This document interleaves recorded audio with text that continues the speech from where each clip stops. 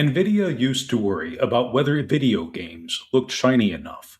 Now it wakes up every morning wondering if the Commerce Department has banned another one of its products.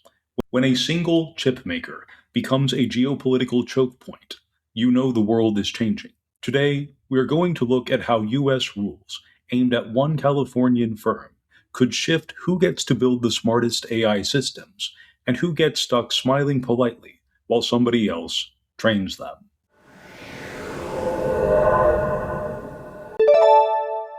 Hello, my name is Gene Botkin. I study technology and its effects on geopolitics, and I'm building a society for people who want to participate in the new space age. Our topic today is how US regulations on Nvidia could shape the global future of AI. Let's begin. Nvidia never planned to run the world.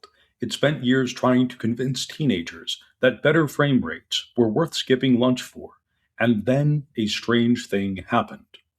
The same chips that made video games look shiny turned out to be frighteningly good at training artificial intelligence.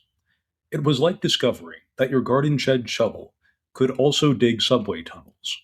One minute you're selling GPUs to people playing Call of Duty, and the next you're sitting at a House committee hearing trying to explain what matrix multiplication is. GPUs handle AI so well because they chew through thousands of tiny calculations at once, which is great for rendering explosions and also great for teaching neural networks how to guess what comes after the letter Q. That shift caught Washington by surprise. Suddenly, the US government looked at Nvidia the way a parent looks at a kid who has been keeping straight A's a secret. If those chips can build smarter AI systems, then whoever controls them controls the frontier. And in a world where China, Europe, and the United States all want their fingerprints on the future, Nvidia became the company that nobody could ignore. Its H100 and successor chips sell faster than regulators can write new restrictions. Investors call them gold, governments call them leverage, and China calls them temporarily unavailable. Once these chips moved from Best Buy shelves into government policy memos, the game changed. Nvidia stopped being an accessory to entertainment and became an artery in the global tech economy. At some point during the last 5 years, a staffer in Washington picked up an Nvidia datasheet and realized that the United States was exporting the future, one shipping pallet at a time. The first export rules felt like a polite suggestion. China could buy most chips, but the fastest models were off limits. Regulators probably thought everyone would play nice, tip their hat, and move on. However, Chinese firms bought every GPU that was not nailed to the floor, and Nvidia responded by doing what every clever supplier does when rules get weird. It built new models that obeyed the letter of the law while coming dangerously close to its banned cousins in performance. This is the dance that followed. Washington tightened restrictions. Nvidia renamed things, tweaked specs, and kept selling slightly less powerful chips to stay legal. Chinese buyers treated every shipment as if it belonged in a museum.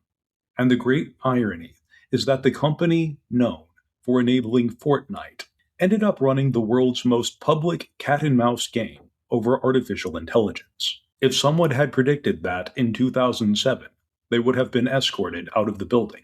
US officials eventually embraced the idea that GPU control equals leverage. If advanced AI needs compute, then whoever controls compute gets a veto on who trains the biggest models. Suddenly, chip exports were discussed in the same breath as jet fighters and submarines. The print was small, but the power was enormous. When Washington squeezed the pipe, every country downstream started collecting buckets. China was the first. Its tech giants began stockpiling Nvidia chips like canned food before a storm. Data centers hoarded H100s, black markets sprouted, and engineers spoke of GPUs the way that prospectors spoke of gold veins. The government poured money into domestic alternatives, hoping to conjure a replacement overnight. It turns out that semiconductor design does not respond to motivational speeches, so progress has become uneven. Still, necessity has a way of sharpening ambition, and China is now racing to build a chip stack that needs no American blessing. America's allies took a different approach. They smiled politely, nodded at Washington's security concerns, and then started competing to see who could attract the next Nvidia data megacenter. Subsidies, tax breaks, expedited construction permits, and an endless cascade of press releases followed. Countries that once ignored chip fabrication began campaigning for fabrication the way that cities chase sports stadiums. This is what happens when one company becomes the ticket to economic relevance. Meanwhile, businesses found creative loopholes. Cloud providers built isolated data pools designed to comply with US rules while still serving overseas customers. AI startups partitioned training jobs across multiple countries. Technical ingenuity flourished, not because anyone wanted to be clever, but because regulatory friction demands acrobatics. In the middle of all this, Nvidia keeps selling to whoever the map allows. Everyone else learns a simple truth. When Washington puts a speed bump in front of the highway, the determined do not stop. They simply start paving a side road. However, every new rule aimed at Nvidia is really aimed at the shape of the century ahead. One future looks tidy and familiar. The United States keeps a firm grip on the fastest chips, funnels them to trusted partners, and turns compute into a gated resource. In this version of the world, Washington becomes the landlord of the frontier. Anyone who wants to train frontier-grade models pays rent in the form of compliance, cooperation, or political alignment. U.S. allies prosper inside that umbrella.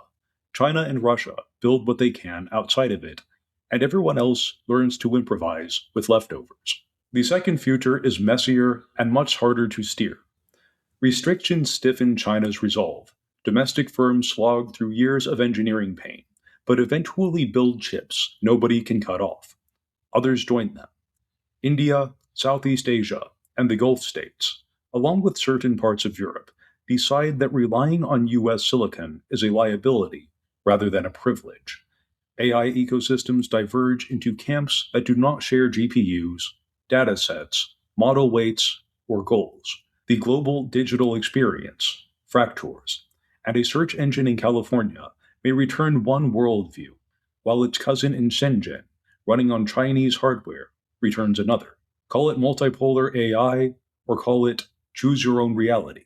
Either way, it is not a world with a single menu. But both trajectories begin from the same spark. A US rule about a chip model number many voters have never heard of. Nvidia sits in the middle like a hinge, dragged forward by markets and pulled sideways by geopolitics. The decisions being drafted in Washington cubicles today could define whether AI becomes a shared planetary tool or a collection of walled gardens guarded by rival states. If you take nothing else from this, remember that the power struggle is not happening inside of the chips. It is happening in the rulebooks wrapped around them. Laws that most voters never hear about are deciding which countries train the biggest models, whose industries grow, and who ends up waiting for permission slips. Nvidia did not ask to be the hinge of modern geopolitics, but here we are. And if you want to track the race where regulations shape reality, then hit like, leave a comment below, and subscribe to the channel. This has been Gene Botkin with Eleonarda. End transmission.